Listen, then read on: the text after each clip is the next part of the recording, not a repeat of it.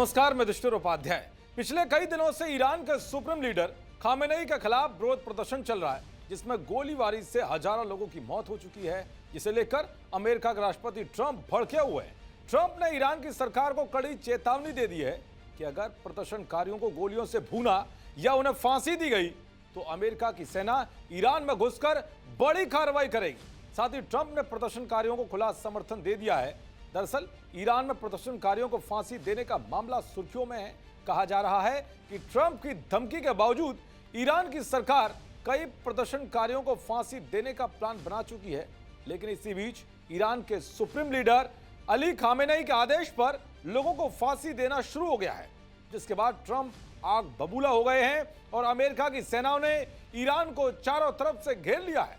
इस वक्त जो हालात हैं उससे लग रहा है कि किसी वक्त अमेरिका ईरान पर भीषण हमला कर सकता है। अमेरिका की सेना ने कैसे ईरान की घेराबंदी कर ली है वो भी आपको बताऊंगा, लेकिन सबसे पहले यह जान लीजिए कि ट्रंप की चेतावनी के बावजूद भी ईरान में किसे फांसी दी गई है। दरअसल ईरान के मशहद में 33 साल के बॉडी बिल्डिंग कोच अली रहवर को फांसी दे दी गई है।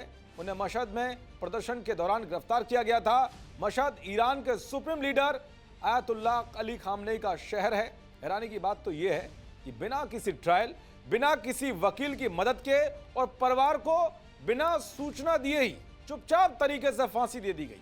ट्रंप की चेतावनी के बाद यह पहली फांसी है जो किसी प्रदर्शनकारी को दे दी गई है। तो वहीं इससे पहले ईरान की सरकार ने 26 साल के युवक इरफान सुल्तानी को फांसी देने की तैयारी की थी। सुल्तानी को 8 जनवरी 2026 को कराच में चल रहे विरोध प्रदर्शन में हिस्सा लेने के आरोप में गिरफ्तार किया था। सजा बहुत तेजी के साथ सुनाई गई।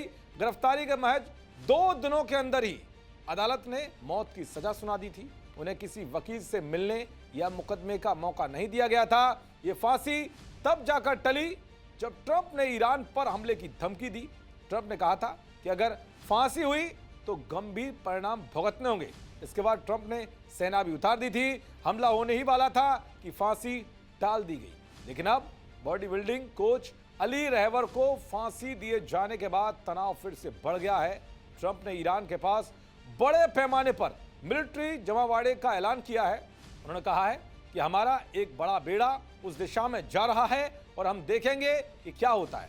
हमारी एक बड़ी सेना ईरान की ओर जा रही है। दरअसल कई रिपोर्ट्स में दावा किया जा रहा है कि अमेरिकी वायुसेना के ट्रांसपोर्ट विमान बड़ी संख्या में अमेरिका से यूरोप के लॉजिस्टिक हब होते हुए जॉर्डन पहुंच रहे हैं। इसके अलावा इजराइल, कतर और सऊदी अरब के सैन्य ठिकानों तक हथियार, गोला बारूद और सैन्य उपकरण पहुंच गए हैं। नौसेना स्तर पर भी हलचल बढ़ी है। USS Abraham Lincoln carrier strike group को साउथ चाइना सी से हटाकर इंडियन ओशन में तैनात किया गया है। इसके साथ ही और अधिक कार्गो विमान और एयर टैंकर भी क्षेत्र में पहुंचे हैं। यानी कि अमेरिका ने चारों तरफ से ईरान को घेर लिया है, जिससे लग रहा है कि कभी भी अमेरिका ईरान पर अटैक कर सकता है। अब देखना यह होगा कि यह जंग कहां जाकर थमती है। देखते रहिए जी न्यूज़। नमस्कार।